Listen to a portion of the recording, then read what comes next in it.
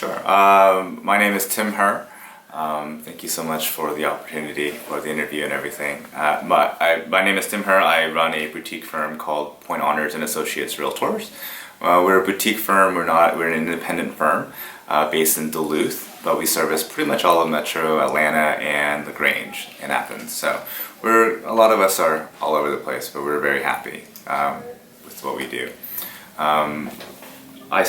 So I started in real estate. This is my 13th year. I started in 2007, and I graduated college. I went to Georgia Tech, so I was a techie. And after that, my parents had high aspirations of me trying to go into law school or med school or something like that. But I ended up falling into real estate because of them. They wanted me to go get my real estate license. And ever since then, I fell in love with the industry, and here I am today, 13 years later, running a brokerage firm. So that's great. Yeah. You've been very active in the real estate scene in Atlanta, especially among Asian American realtors.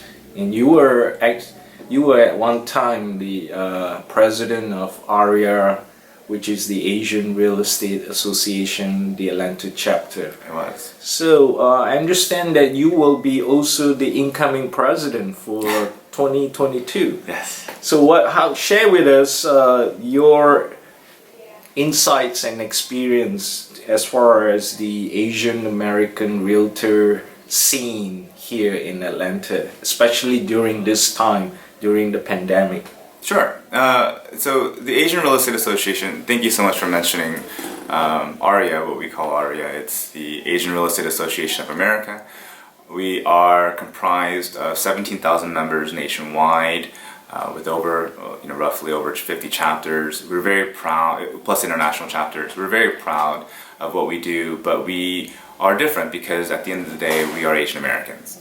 And we have a highlighted focus on bringing home ownership as well as bringing real property ownership for our commercial side to the Asian American community. We know that the Asian American community is very large. It's not just Chinese, Korean, it encompasses all of Asia, and we know that we have to make sure to keep the homeownership rates. We are below the Caucasian white. The Caucasian white, I believe they're hovering around 67%, 68%. Asian Americans are still way under the threshold, and it's very important that we have legislation, that we have policies set forth that really focus on the Asian American community. What we mean by that is there's a lot of lending policies. A lot of Asian Americans are cash heavy. The concept of credit is not there. So we want to make sure that policies and implementations are done on a national and a local level to make sure that homeownership is attainable for the Asian American community. Language support, making sure that we count Asian Americans. It's very important. So I was very fortunate to be elected as a local chapter president. It was great. Had a great time with a great team. We expanded our knowledge base and really bring awareness to the Metro Atlanta scene that the Asian American community, we exist. And we are a very big force to be reckoned with in terms of buying power. And I think that a lot of the communities have now understand that. Now, on a national level, a few years ago, we actually ran a campaign called the No Other Campaign, and it was a very successful campaign. And what it was with all the data that was coming out, the Asian Americans were actually lumped into the other category when they were counting housing statistics, and so we never really had a true number of how the Asian American population and homeownership rates. We just never knew. We did a rough number, but it was there, but they just never aggregated the data or segregated data for us. So we launched a huge campaign, and very successfully we were able to lobby and got the data extrapolated, and we found that the Asian American homeownership rates were actually lower than what we had imagined, which that means we have a lot of work to do. On the national level, we do publish a yearly State of Asia report for the homeownership community, homeownership rates, and how our members look, and what are the challenges that are set forth in the next couple of years. Especially during COVID-19, we are definitely seeing, there's definitely an increase in buying power. We're doing a lot of education about how to buy a home, what it means for credit, It doesn't always have to necessarily mean you know, buying everything with cash, even though that is a very big concept in our community. We want to make sure that you can leverage and stuff like that. So it's an interesting process, and it's we have a lot of stuff. We have a long way to go.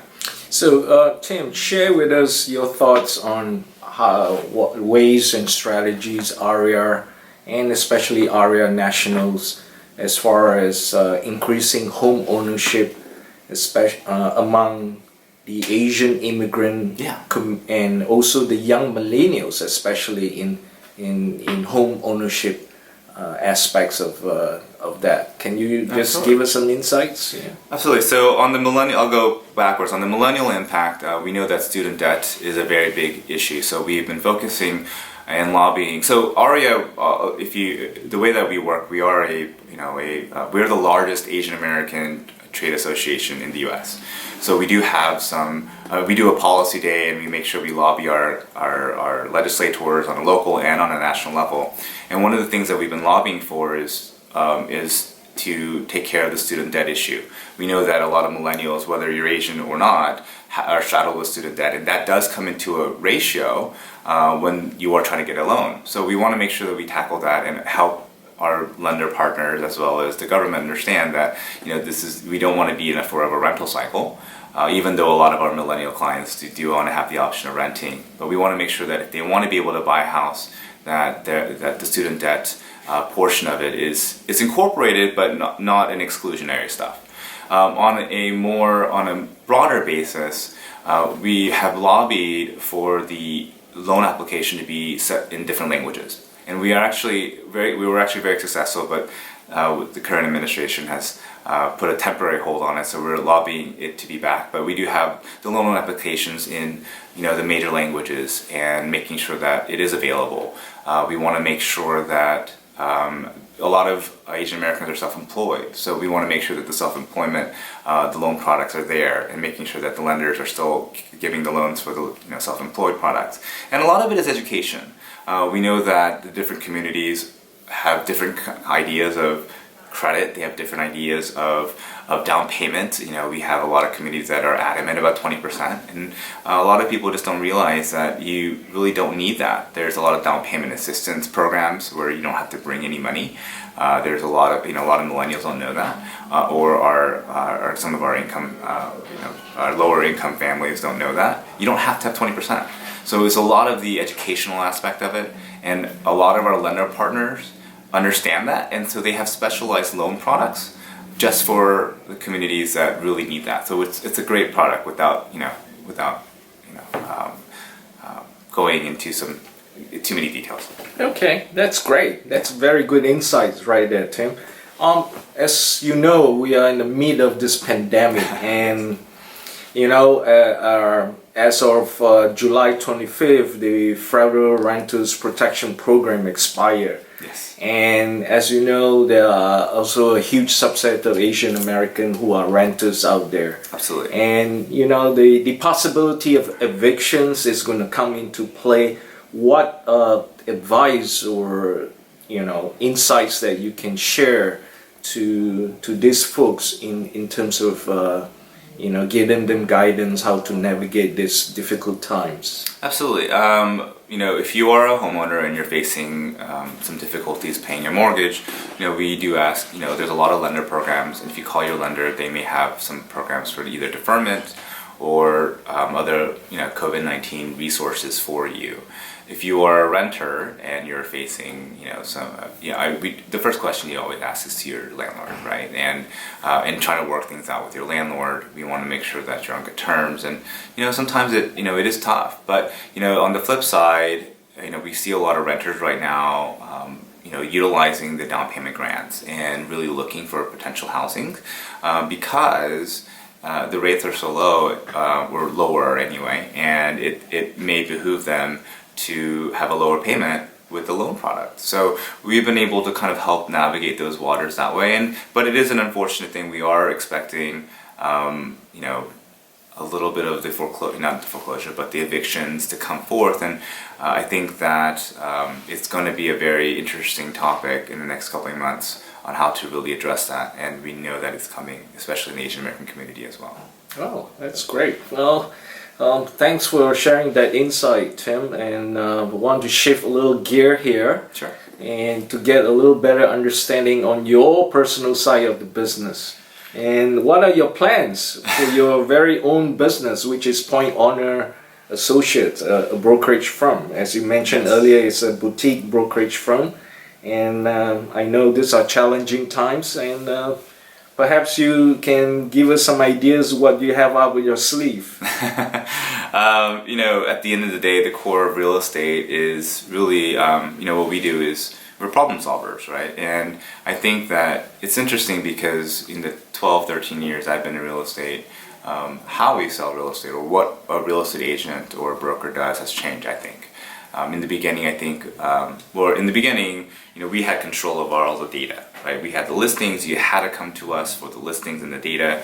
And now, so you had to use an agent, right? To find, we were still using fax machines and there was no such thing as, going to a website and finding a listing, right? So our roles now, most of our clients actually know more about the property than I do, right? So our job now has really shifted into making sure we market your property right, to make sure that you get the right price. So it's a lot of negotiations. It's a lot of making sure, is this the right area you want to be in? So asking the right questions.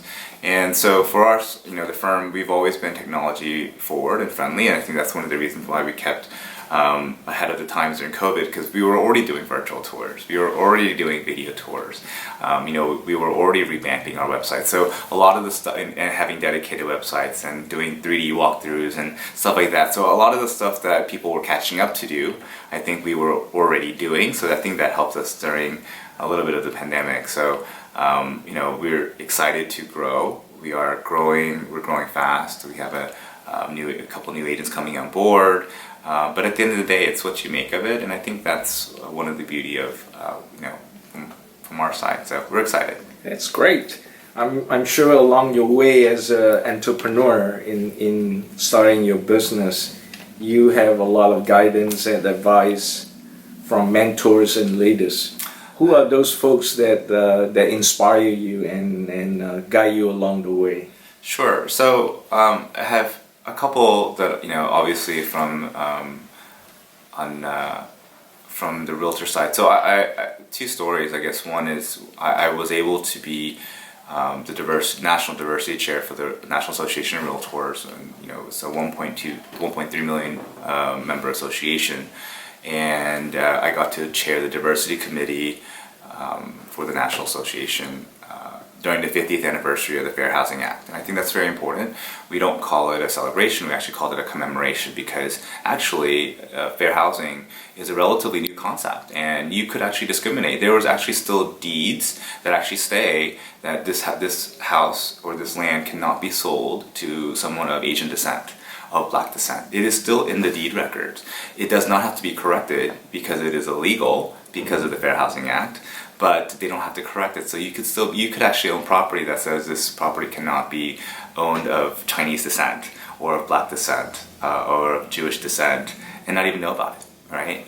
It's very interesting. So we were able to commemorate the 50th anniversary really by highlighting the fact that there's a reason why the Asian Real Estate Association exists, right? Because the realtors back in the day, they could add all these deed restrictions, and they were able to discriminate. Black people were not allowed to join the Realtor Association. Women cannot be paid for commissions. And they cannot even own real property without the permission of their husband or their father until the 80s. So that's why Women's Council of Realtors were formed, and Asian Real Estate Associations were formed. So the different groups were formed to make sure that we really make sure we protect our community. And I think that's one of the beauties of that.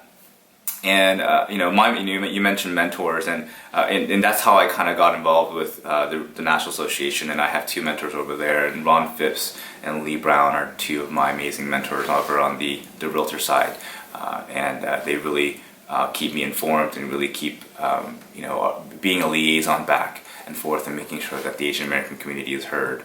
I started real estate. I was taking a class, and I was very fortunate. I didn't know anything what I was doing, so I just went up to the professor and I said, "Hey, I have no idea what I'm doing. Can you please help me?" And he's he was like, let's have lunch. So we had lunch. I had no idea who he was, and come to find out, and then at the end of the lunch, he just gives me 3 names, and he's like, one of these 3 people will hire you. And I'm like, who are you? So I looked him up, and he happened to be the #1 commercial agent, and one of the top agents in Georgia. So I had no idea who he was. Through him, I got to and so I understand the importance of mentorship, and I think that everyone should really have the same opportunities, stuff like that. So I do value the mentorship angle, and I hope to be a mentor someday too. Well, sounds like it's time for you to pay it forward. that's the goal. So I'm trying. Speaking of paying forward, what advice would you share to an aspiring young Asian Americans who are just about to get started in the real estate business? Yeah, so that question comes up a lot, and I've been there. I know what it takes. I've made the mistakes. I know how hard it can be, and I would say persevere. Like, if you can get through it, it's going to be challenging. You're not. People make it sound really easy. If you go to my Facebook and stuff like that, it looks great, but it also took 12 years of experience. Or we see HGTV, or we see $1 Million Listing, and we know some of those guys just because of AREAAA and stuff like that. And I would just say, persevere. It is what you put into it, and the business won't come into your lap. It's still going to be something that you do have to put your time and energy into it. And if you have a good mentor and you have a good system and guidance in place, I think you'll be great. We have agents who first start the business, and they're able to have their first closing and first deal within the first 30 days. And we have agents who's been in the, that's had, take them 6 months. I was part of the 6-month category because I had no idea what I was doing. But it is a matter of what you put into it, and it is a very rewarding industry. I promise you, as long as you're able to put your energy and mindset into it. Sounds like you're all work but no play. Work hard, you play hard, right? So I teach that actually. I say have a work-life balance. Your relationship might go down the hole, but at the end of the day, it's so. Speaking of that, how do you actually relax during this time of the pandemic? How do you take your mind off of business and all the stress of all the negativity that's going around? I read the news every morning when I wake up, and then I kind of shut it out for the rest of the day, unless it's, I have my Google alerts set just to kind of keep me informed for the rest of the day that has to do with real estate. But, it is hard. COVID-19 has affected so many of our families, our members. We hear different stories, and we know that a lot of us are personally touched by what happens with COVID. So it is important to keep touch, and I don't think that we can actually shut it off, but making sure that you do have time where whether you work out or you go travel or do something where you just really focus on yourself, because this is a pretty arduous business sometimes where you have to abide by strict timelines and stuff like that. So I think it's a little tough on that side, but you really do have to make some time for yourself. You have to carve it out, and once you carve it out, I think you'll be okay.